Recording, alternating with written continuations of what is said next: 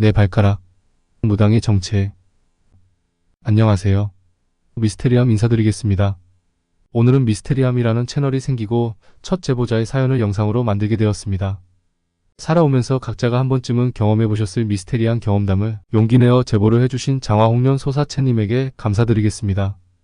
그동안 몇몇 분들의 제보는 받았지만 실력이 부족한 탓에 선뜻 영상을 만들지 못하였는데 장화홍련 소사채님께서는 이러한 저의 고민을 진즉 알아채신 듯 바로 영상으로 만들 수 있을 만큼의 넉넉한 분량과 직접 옆에서 듣고 있는 착각이 들 정도로 실감나는 대화체까지 그리고 지나치기 쉬울 애매모호한 단어의 뜻까지 풀이해 주셔서 아주 쉽게 영상을 만들 수 있었습니다.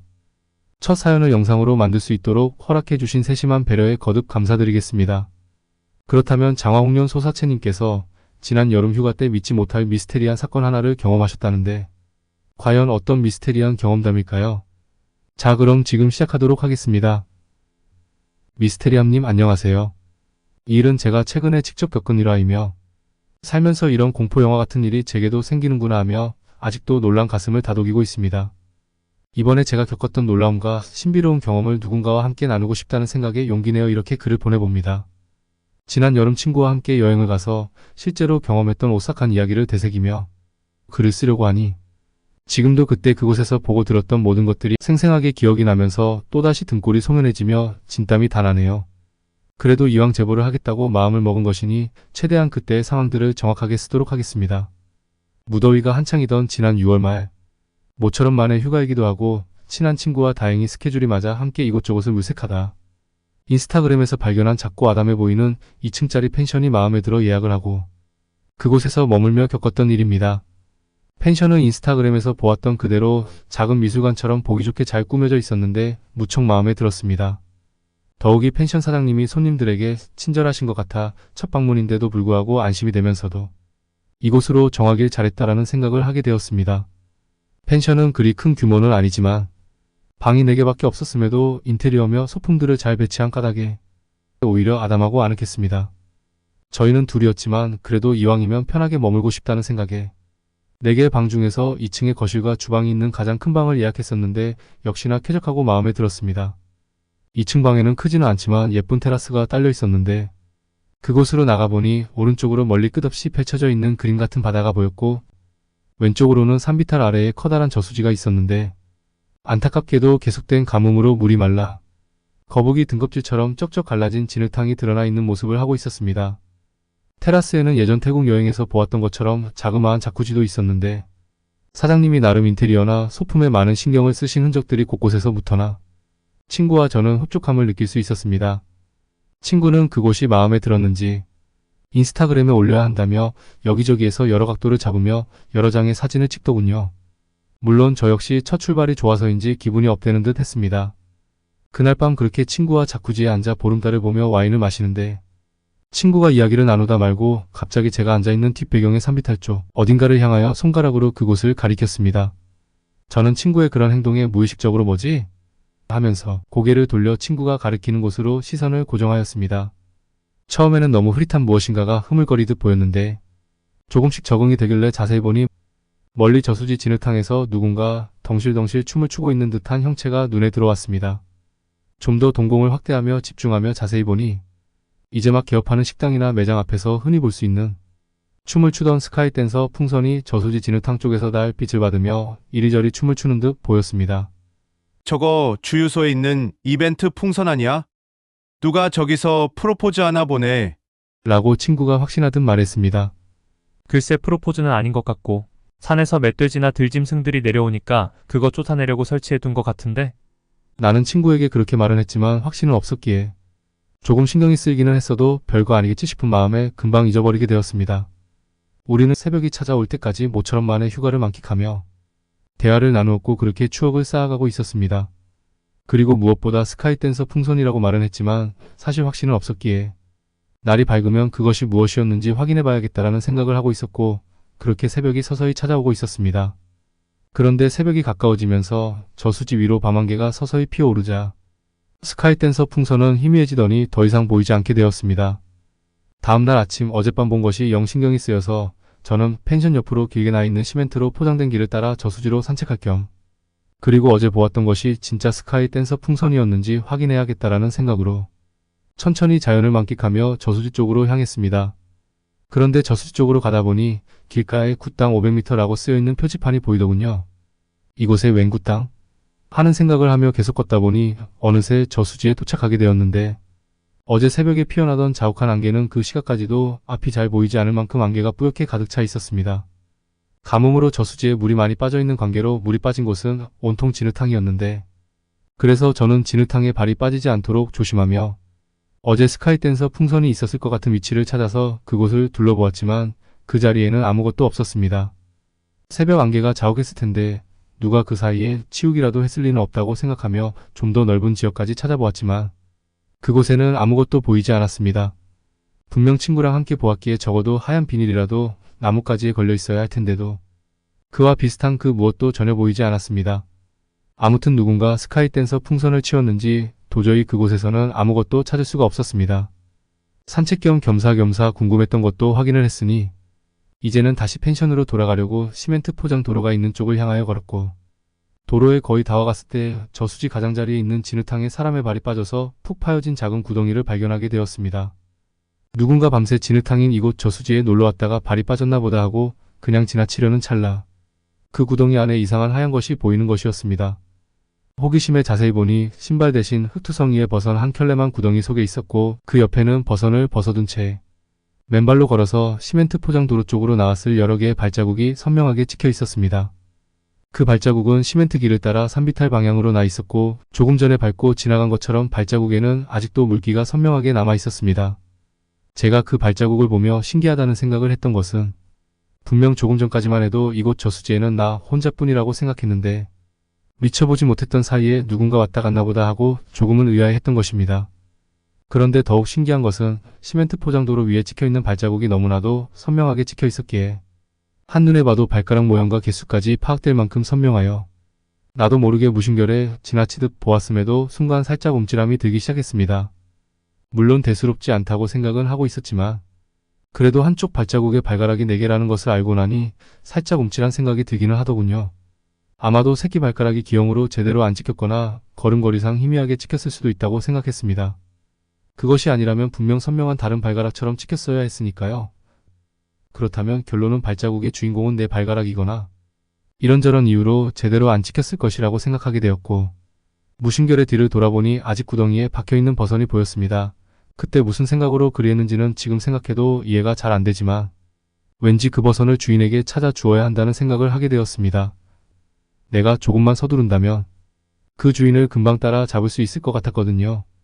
잽싸게 그 버선을 건져다가 대충 흙을 털고는 바로 코앞에서 그 주인을 찾을 수 있을 것이라 판단했기에 발자국을 따라 산비탈 쪽으로 급하게 걸어갔습니다. 다행히 발자국은 산비탈을 오르지는 않았는데 그 옆을 따라가니 도로 아래쪽으로 짧은 터널이 있는 것이 보였습니다. 혹시나 하는 마음으로 그 터널 안쪽을 들여다보게 되었는데 마침 쪽머리를 한 뚱뚱한 아주머니 한 분이 뒷짐을 지고 유유히 터널 안을 기우뚱거리는 걸음으로 걸어가고 계시는 것이었습니다. 터널이 그리 길지는 않았기에 길 반대편에서 들어오는 빛으로 아주머니의 걷는 뒷모습이 선명하게 보였는데 걷는 모습이 마치 어리적 그림자인 형극을 보는 것처럼 반듯하게 걷는 것이 아니라 이리저리 기우뚱거리며 걷는 모습이었습니다. 반대편에서 비추던 빛의 영향 때문이었는지는 잘 모르겠으나 아주머니의 머리와 팔다리를 제외하고는 몸통은 텅 빈 것처럼 빛이 통과된 모습의 그림자가 바닥으로 나타나 있었습니다. 살짝 당황은 했지만 빛의 굴절 현상이려니 하고 무시한 채 그 아주머니를 부르기 시작했습니다. 저기 아주머니 잠시만요. 저는 잠시만 기다려달라고 큰 소리로 아주머니를 불렀고 그 다급한 목소리는 터널 안을 가득 메우듯 크게 메아리가 되어 한참을 울렸습니다. 그런데 이상하게도 아주머니는 못 들으신 것 같았습니다. 그것이 아니라면 귀가 어두우신 분이라고 생각했습니다. 그렇게 계속 불었으나 걸음을 멈추지 않고 계속하여 앞으로 나아가셨습니다. 이왕 찾아주기로 했으니 끝까지 책임지고 찾아주자는 마음으로 아주머니를 따라잡기 위해 재빨리 따라갔지만 아주머니는 터널이 끝나기 무섭게 모퉁이를 돌며 순식간에 사라졌습니다. 분명 뚱뚱한 아주머니였는데 어찌나 걸음이 빠른지 젊은 내가 뛰다시피 달려갔지만 그 아주머니는 흔적도 없이 사라지고 보이지 않았습니다. 이것이 무슨 귀신콕할 노릇인지는 모르겠지만 그때까지만 해도 귀신에 대한 두려움이나 생각 자체는 전혀 하지 않았습니다. 그냥 지름길로 사라져 버리셨나 보다라고 생각했을 뿐이니까요. 터널에서 빠져나와 아주머니가 향했을 곳으로 시선을 돌리니 그곳에는 알록달록한 천으로 두른 당산나무와 낡은 계집이 하나 있었습니다. 알록달록한 천들이 당산나무에 얼기설기 엮어 있다는 것은 분명 예사로운 곳은 아니구나 싶은 생각을 하며 이왕 여기까지 왔는데 버선을 버리기도 그렇고 하여 버선을 들고는 아주머니가 들어가셨을 것 같은 그곳으로 걸어갔습니다. 그곳은 당산나무와 울창한 숲에 가려져 있어 터널 쪽에서는 쉽게 보지 못했던 커다란 굿당이 자리 잡고 있었습니다. 굿당 안에서 무슨 소리가 들리는 것 같아 귀를 기울여 들으니 바람 소리 같기도 하고 칼을 가는 소리 같은 무슨 씩씩거리는 소리와 사람의 인기척이 함께 들렸습니다. 굿당 안에서 무엇을 하시는지는 알 수는 없었고 또 알고 싶지도 않았기에 방해하고 싶지 않다는 생각에 가지고 온 버선을 디딤도리로 살짝 내려놓았습니다. 그리고는 뒤 돌아서는데 그때 얌전히 있던 개 한 마리가 계집에서 튀쳐나와 사납게 짖기 시작했습니다. 개소리에 당황하고 있는데 그때 바로 굿당 문이 벌컥하고 열리는 것이었습니다. 굿당 안에서는 처음 보는 젊은 여인이 나오는 것이었습니다. 보라색 치마에 쪽머리를 한 이 여인은 첫인상이 조금은 야위어 보였는데 방 안에서 무엇을 하고 있었는지 얼핏 본 방 안의 풍경은 거꾸로 뒤집은 작두와 숫돌이 널브러져 있었습니다. 아까 들었던 바람 소리 같기도 하고 칼을 가는 소리 같기도 했던 그 소리의 원인이 작두를 갈고 있었던 것이었나 봅니다. 그렇게 방 안을 힐끗 쳐다보는 나의 시선을 느낀 듯 여인은 황급히 굿당문을 닫으며 형사가 죄인을 취조하듯 다그치며 저에게 무슨 일로 오셨냐고 물었습니다. 초면에 소리도 없이 몰래 들어온 탓에 놀랬겠다 싶은 마음에 이해는 갔지만 그렇다고 매서운 눈초리로 사람 무한하게 대놓고 물어보는 여인이 마음에 들지는 않았습니다. 그녀의 질문에 곧바로 대답하지 못하고 서있자 그녀가 내게 다시 말을 건네왔습니다. 이 시간에 해원굿 보러 오신 것인가요? 해원굿이란 무당이 죽으면 자손들이 신병에 걸리지 않도록 모시던 신을 천도하는 굿을 뜻한다고 합니다. 아니요, 여기 아주머니께서 버선을 벗어놓고 가셨길래 찾아주려 가져온 것입니다.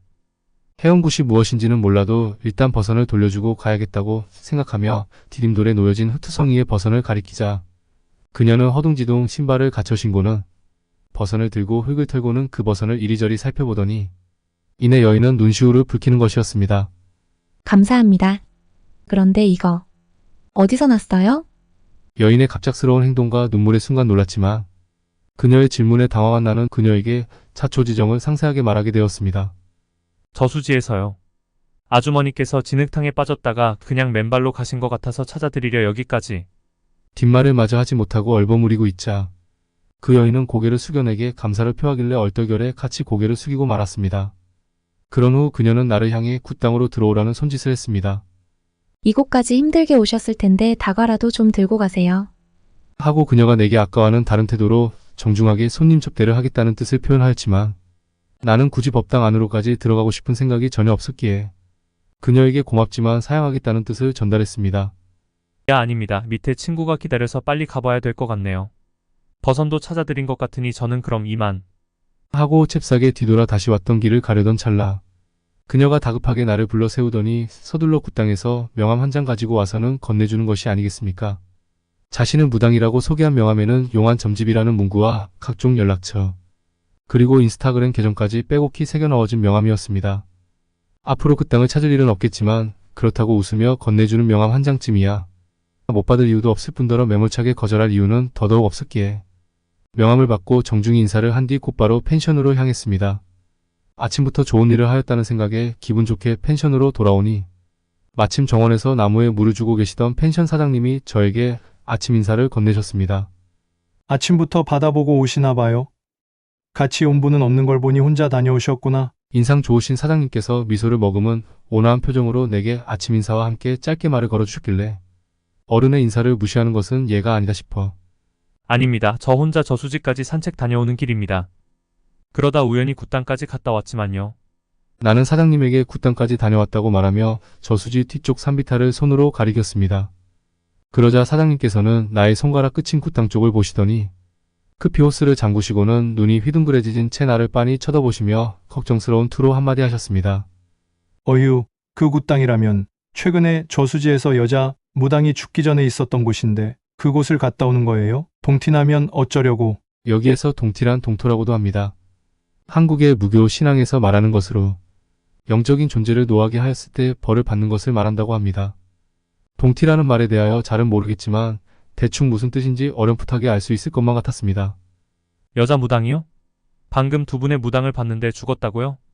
한 분은 좀 뚱뚱하시고 다른 한 분은 좀 마르고 젊은 분이시던데요. 제가 놀라서 펜션 사장님보다 눈이 더 휘둥그레지며 당황하자 펜션 사장님이 젊은 친구가 아침부터 웬 흰소리래? 하는 표정을 지으시고는 이윽고 나에게 말씀해 주셨습니다. 그 여자는 신재자라고 젊은 무당만 그곳에서 따로 살고 시엄마라고 해서 좀 뚱뚱하고 나이든 여자만 혼자 최근에 저수지에서 죽었잖아요. 그런데 이미 죽은 뚱뚱한 무당까지 봤다는 것이 말이 됩니까? 하고는 너털 웃음을 지어 보이셨습니다. 아, 그러니까. 혹시 며칠 전에 TV에서 본 무당 2명 저수지에 빠졌는데 한 명만 살았다는 그 뉴스 말씀하시는 것인가요? 그때 저는 얼마 전 구판을 빌미로 타살 정황이 포착되었던 무당이 부검됐다라는 뉴스를 인상 깊게 본 기억이 떠올랐습니다. 제 차 사장님에게 그래서 경찰이 저수지에서 무당의 시신을 건져서 부검했다는 뉴스를 봤는데 여기가 그 저수지예요? 라고 확인하듯 아는 척하며 되물었는데 쉿, 이 동네 사람들 굿당 신도들 때문에 먹고 사는데 그런 거 알려지면 알려질수록 손님들 끊겨요. 그러니 모르는 척 해주세요. 그제서야 불현듯 터널 안에서 봤던 아주머니의 그림자에 몸통이 없었던 이유를 알게 된 것 같아서 등골이 오싹한 한기를 느끼며 바로 소름이 끼쳤었습니다. 저는 서둘러 방에 올라가서 아직 자고 있는 친구를 깨웠고 기지개를 켜면서 저를 멀뚱히 바라보는 친구를 향해 야, 빨리 일어나.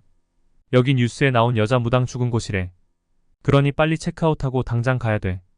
우웅, 무슨 자다가 봉창 두드리는 소리야. 그리고 아직 조식도 못 먹었는데 가긴 어딜 가? 친구는 죽은 무당은 안타깝지만 이미 죽은 것이고 그것 때문에 조식도 못 먹고 떠날 이유는 없다라는 생각에서인지 펜션에 더 있고 싶다는 표정을 하고 있길래 굿당에서 받은 명함을 친구에게 건넸습니다. 야, 여기 인스타 좀 찾아봐. 아침에 그 죽은 무당의 제자라는 여자 무당한테서 받은 거야. 잠깐만, 내 휴대폰 좀. 그런데 자기가 좀 찾지. 왜 잠이 덜 깬 나에게 찾으라는 거야, 귀찮게 시리. 그러면서 재빠른 손놀림으로 폰을 이리저리 휘킹 몇 번 돌리더니 엥? 여기 게시물 하나 떴는데. 그런데 이게 뭐야, 웬 버선? 친구가 보여준 그 여인의 인스타그램 게시물에는 어느새 깨끗하게 빨려진 버선인지 아니면 그 전에 신어머니가 신던 버선인지는 알 수 없지만 깨끗한 버선 사진이 한 장 올라와 있었습니다. 사진과 함께 올라와 있는 문구에는 오늘 신엄마 회원굿 준비하고 있었는데 해경 잠수사님들도 못 찾은 신엄마의 버선 한쪽을 어떤 고마운 분을 통하여 갑작스레 찾게 되었어요. 라는 글귀와 함께 달린 해시태그들을 보고서야 젖은 발자국에 왜 새끼발가락 하나가 없었는지 그 이유를 알게 되었습니다. 저수지에서 직접 버선을 건져오신 그분께 차라도 한 장 극진하게 대접해야 되는데 이거 보시면 제 인스타그램 팔로우 부탁드리겠습니다. 라는 마무리 글귀와 함께 해시태그에는 신어머니 작두타기 방에 계신 쪽지절단이라는 태그가 넣어져 있었습니다. 쪽, 지, 절, 단. 이 부분까지가 제보자님께서 저에게 직접 제보해 주신 글이었습니다. 물론 영상을 만들기 위해 읽기 편하게 살짝 손을 보기는 했지만 원본을 훼손하지 않은 것이 가장 중요하겠기에 최대한 원본에 가깝도록 대본을 수정하여 영상을 만들어 보았습니다. 우선은 힘들게 자신의 경험담을 저에게 제보해 주신 제보자님이 이 영상을 보시고 만족해 하셨으면 좋겠다는 생각을 해봅니다. 아무래도 처음 제보자의 글을 영상으로 만들다 보니 많이 부족하겠지만 그래도 좋게 봐주시길 바라는 마음입니다. 지금도 세상에는 미처 알지 못했고 알 수도 없는 미스테리한 일들이 존재한다는 것을 다시금 깨닫게 되었던 좋은 시간이었습니다.